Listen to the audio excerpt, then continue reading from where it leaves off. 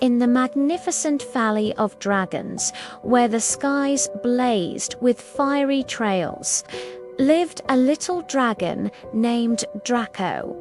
He would gaze up in awe, watching the grown-up dragons paint the clouds with flames. "Wow," he'd whisper, filled with admiration. He'd take a deep breath, puff out his chest, and try to copy them. But instead of a mighty flame, only a tiny wispy puff of smoke would escape his snout. The other baby dragons would see his little cloud and let out playful giggles. Not to be mean, but because it looked so funny.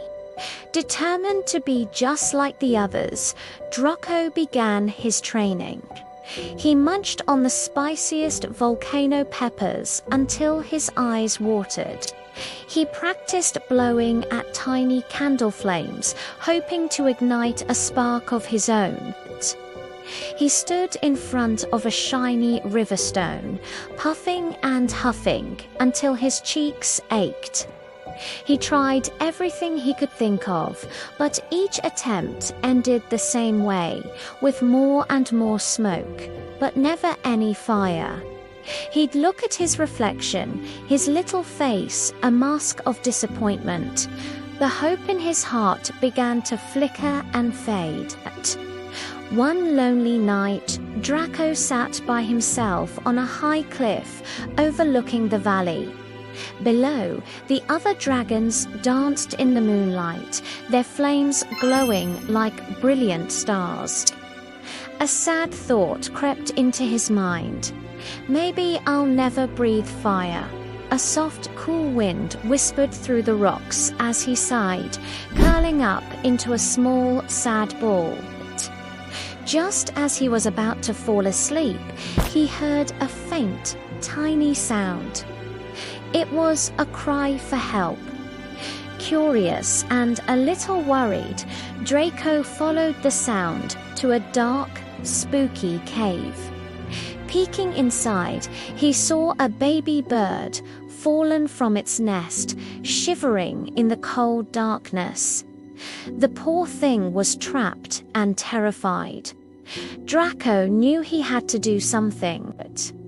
He thought about the fire he couldn't make, but then he looked at the shivering bird and knew he had to try one last time.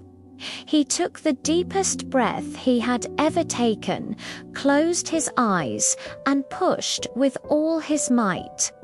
But instead of fire, a warm, gentle, golden light poured from his mouth.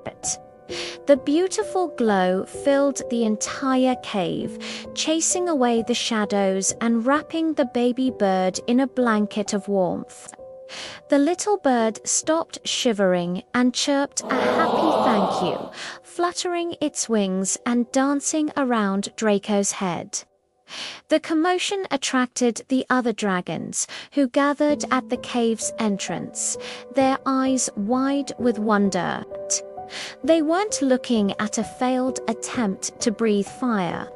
They were mesmerized by Draco's unique, brilliant light. One of the oldest and wisest dragons stepped forward and said gently, "Draco, your light may not burn like our fire, but it shines with a warmth that is even brighter." Hearing this, Draco looked at his own soft glow, which now pulsed with pride. A huge smile spread across his face. He realized his gift wasn't about being the same as everyone else. From that day on, Draco's gentle light became a beacon of hope in the valley, a reminder that everyone has their own special way to shine.